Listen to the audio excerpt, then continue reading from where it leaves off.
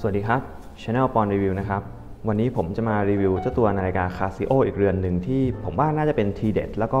เป็นตัวละครลับอีกเรือนหนึ่งเลยที่น่าสนใจมากนะครับมันเป็นรหัส MTP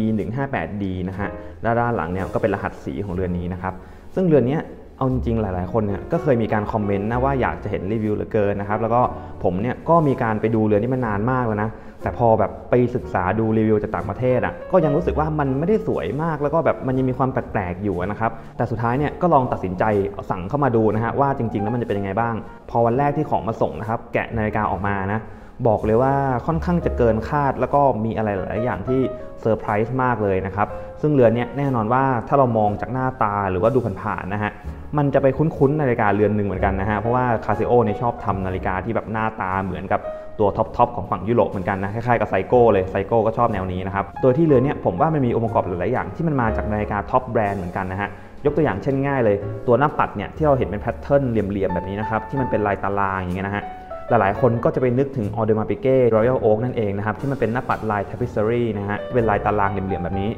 แต่เอาจริงๆนะอันนี้มันก็ไม่ได้เหมือนสักขนาดนั้นนะครับมันก็เป็นลายที่แบบค่อนข้างจะแบบเป็นกริดตรงๆไม่ได้มีดีเทลลูกเล่นอะไรเท่ากับ AP อยู่แล้วแหละส่วนทรงของเคสเนี่ยมันก็มีความคล้ายๆกับตัว Patek Philippe Nautilus เหมือนกันนะฮะที่มันมีความยื่นซ้ายยื่นขวามาแบบนี้นะส่วนทรงของตัวลักเนี่ยมันก็แบบผสมผสานมากเลยมันจะมีไซโก้รุ่น Transocean นะครับที่ว่าตัวลักเนี่ยมันจะมาทรงเป็นแบบนี้นะครับซึ่งอันเนี้ยมันก็แบบหยิบยืมหลายๆส่วนมารวมกันไปหมดเลยออกมามันก็เป็นนาฬิกาที่ดูมีความแปลกดีนะแต่ตัวจริงต้องบอกว่าสวยกว่าที่คิดมากๆนะครับเดี๋ยวเรามาลงดีเทลทีละส่วนกันเลยดีกว่านะฮะเริ่มจากตัวหน้าปัดเนี่ยนอกจากลายที่มันเป็นเอกลักษณ์แล้วนะครับตัวเข็มชั่วโมงเข็มนาทีเนี่ยมันก็มีรูมมาให้นะฮะเป็นรูมแท่งยาวๆแบบนี้นะส่วนมาร์เกอร์อื่นๆเนี่ยก็ไม่มีรูมละแล้วก็มันจะมีความแปลกนิดนึงตรงที่ตัวมาร์เกอร์ด้านนอกสุดที่มันเป็นเม็ดดำๆเนี่ยจริงๆปกติแล้วมันควรจะให้รูมนะฮะที่มันเป็นเม็ดสีขาวสี่เหลี่ยมมานะแต่อันเนี้ยก็แต้มสีดำมาเลยรู้สึกว่ามันมีความขัดกับความรู้สึกมีความขัดแย้งกับดีไซน์โดยรวมพอสมควร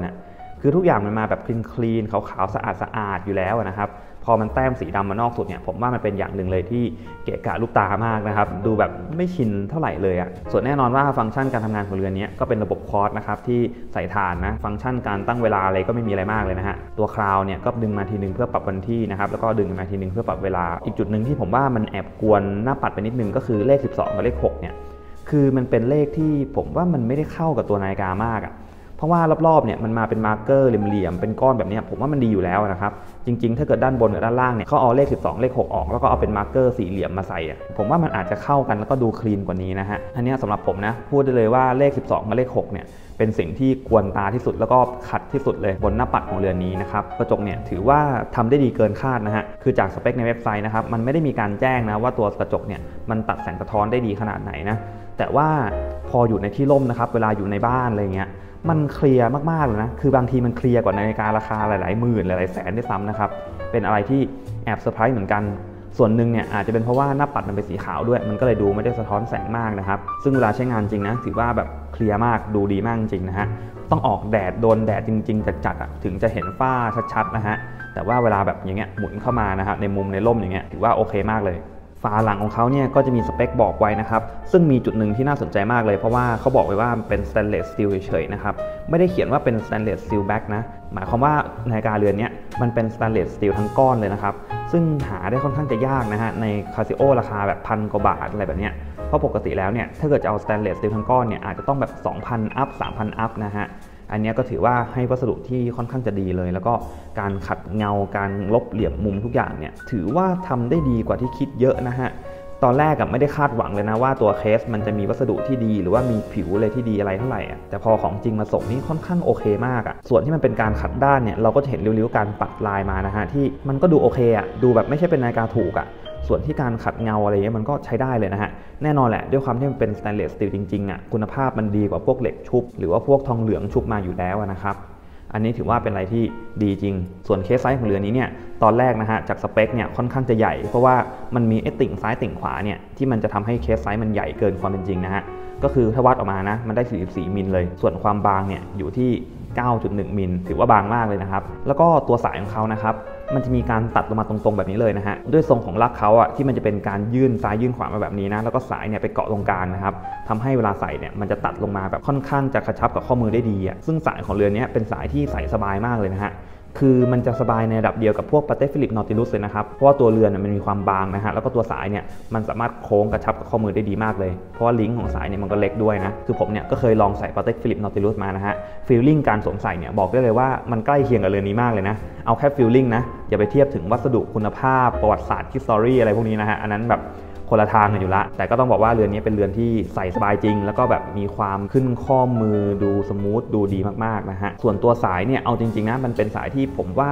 อาจจะไม่ได้เข้ากับเรือนนี้มากเท่าไหร่คือผมอยากให้สายมันเป็นสายแบบออยสเตอร์หรือว่ามีการเล่นดีเทลคล้ายๆกับพวก Patek Philippe Nautilus อะไรแบบเนี้ยที่มันจะมีข้อกลางเงาๆแล้วก็เป็นก้อนเล็กๆแบบนั้นน่าจะเหมาะกับนาฬิกาหน้าตาแบบนี้มากกว่านะครับอันเนี้ยมันกึ่งๆจะเป็นจูบิลี่แล้วก็มีความแอบเป็น AP เล็กๆแต่สุดท้ายมันก็ไม่ใช่นะฮะมันก็เลยเป็นสายที่อาจจะดูประหลาดไปหน่อยแล้วก็ดูไม่ได้เข้ากับนาฬิกามากคือนาฬิกาเนี่ยรูปทรงมันค่อนข้างจะมีเอกลักษณ์แล้วก็ดูทันสมัยนะฮะแต่สายเนี่ยออกแนวแบบเหมือนจะวินเทจเล็กๆจูบิลี่หน่อยๆคือไปไม่ค่อยสุดเท่าไหร่อ่ะซึ่งก็เป็นอย่างหนึ่งที่แอบเสียดายเหมือนกันนะส่วนบัคเกิลเนี่ยก็เป็นบัคเกิลไซส์เล็กมานะครับมีไมโครแอดจัสต์มาให้2รูแต่ก็เป็น2รูที่ค่อนข้างจะเพียงพอนะฮะเพราะว่าตัวลิงก์เขามันเล็กอยู่ละมันปรับได้ง่ายอยู่แล้วนะฮะเรือนนี้สำหรับผมก็คือตัดสายไปหมดเลยไม่เหลือข้อให้ตัดอีกแล้วนะฮะแล้วก็ตัวไมโครแอดจัสต์เนี่ยยังดีที่ใส่รูนอกนะฮะหมายความว่าปรับกระชับได้อีกนิดนึงสำหรับคนที่ข้อมือเล็กๆประมาณผมเนี่ยก็ใส่ได้นะครับแต่ถ้าเกิดคนที่ข้อมือเล็กกว่า 5.5 นิ้วเนี่ยไม่น่าจะใส่ได้แล้วนะฮะเพราะว่าสายเนี่ยมันไม่มีให้ตัดละพอขึ้นข้อมือ 5.5 นิ้วหรือ14 เซนเนี่ยออกมาประมาณนี้เลยนะฮะคือแน่นอนแหละว่านาฬิกาทรงมันใหญ่นะไซส์44มิลเนี่ยมันค่อนข้างโอเวอร์ไซส์อยู่ละแต่พอมันใส่บนข้อมืออย่างที่เราเห็นนะคือเราจะไม่รู้สึกว่ามันกลางมันใหญ่มันโอเวอร์ไซส์เถอะทะเท่าไหร่อ่ะถ้าเกิดเราไปเทียบกับนาฬิกา44มิลของไซโก้นะของไซโก้เนี่ยเราจะมองแล้วเราจะเห็นเลยว่ามันนูนมามันใหญ่มันโอเวอร์ไซส์มากนะครับแต่ตัวเนี้ยถ้าเรามองจากด้านข้างนะฮะมันสลิมมากอ่ะแล้วก็มีความแบนไปกับข้อมือแล้วก็ตัวสายเนี่ยโอเคถึงแม้หน้าตามันอาจจะยังดูแบบไม่ได้ถูกชะตาเท่าไหร่นะแต่ว่าความสบายหรือว่าความแบบซอฟต์ความโค้งกระชับกับข้อมือเนี่ยถือว่าทำได้ดีเกินคาดมากๆนะฮะหน้าตาโดยรวมของนาฬิกาเรือนนี้ผมว่ามันเป็นนาฬิกาที่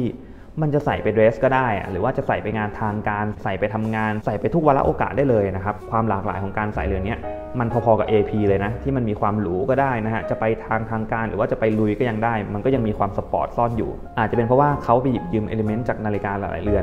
มาผสมผสานกันนะฮะจนสุดท้ายแล้วเนี่ยมันก็เลยกลายเป็นนาฬิกาที่เรียกได้ว่ามีหลากหลายแนวมากๆอยู่บนเรือนเดียวกันนะครับซึ่งก็เป็นอีก1เรือนเลยที่เกินคาดมากแล้วก็สวยงามกว่าที่คิดมากนะสเปคการกันน้ำเนี่ย50 เมตรเนี่ยก็ถือว่ากันน้ำได้ทั่วไปนะครับตามราคาแหละเพราะว่าเรือนนี้ราคามันก็ไม่ได้แพงมากเท่าไหร่นะครับส่วนสายเนี่ยอาจจะเป็นปัญหานิดนึงนะสำหรับคนที่ชอบเปลี่ยนสายเพราะว่าลักแบบนี้มันจะหาสายมาใส่ค่อนข้างจะยากนะฮะเพราะว่าถ้าเกิดเราวัดจากตรงนี้จริงๆเนี่ยส่วนที่สายมันจะมาเกาะเนี่ยมันจะมีไซส์14มิลนะครับแน่นอนแหละว่าเราคงไม่สามารถเอาสาย14มิลเนี่ยมาใส่ได้นะเพราะว่ามันจะดูตลกมากนะมันจะเป็นเส้นเล็กๆออกมาจากตรงกลางนะครับเราต้องหาสายที่แบบมีขนาดความกว้างประมาณสัก25มิลนะแล้วก็มีด้านในที่จะมาเกาะกับสปริงบาร์เนี่ยอีก14มิลมาใส่นะฮะมันถึงจะดูดีมากซึ่งบอกได้เลยว่าใครที่สามารถหาสายยางมาใส่กับเรือนนี้ได้นะฮะที่ลักมันแบบเข้ากับตรงนี้ได้แล้วก็ทรงมันประมาณนี้มันจะเป็นนาฬิกาที่แบบสวยมากแล้วก็แบบเพอร์เฟกต์ไร้ที่ติสุดๆเรือนหนึ่งเลยนะครับเพราะว่าหน้าตาแบบนี้มันเหมาะกับสายยางมากเลยนะลองนึกภาพถ้าเกิดมันเป็นสายยางสีขาวหรือว่าสีดำนะครับแล้วก็มีการเล่นลวดลายเป็นสตริปเส้นตรงลงมาแบบนี้ขีดๆนะฮะผมว่าโอ้โหแบบดูสปอร์ตดูไฮโซดูแพงมากอ่ะแทบจะเป็นนาฬิการาคาหลักหมื่นได้เลยนะฮะแต่ก็แบบนี้ก็ถือว่าโอเคแหละใส่ใช้งานได้สายมันก็ยังมีความสบายอยู่รวมๆแล้วเป็นอีกเรือนหนึ่งเลยนะที่ผมว่าอยากจะแนะนำเลยสำหรับคนที่ต้องการคาซิโอราคาไม่แพงนะฮะแล้วก็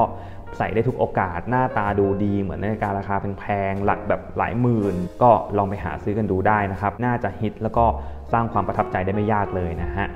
สำหรับรีวิวนี้ก็ประมาณนี้นะครับใครที่มีคำถามอะไรเกี่ยวกับเรือนนี้ก็สามารถคอมเมนต์กันมาได้เลยแล้วก็ฝากกด Subscribe Channel ของเราด้วยนะครับแล้วพบกันใหม่คลิปหน้าครับสวัสดีครับ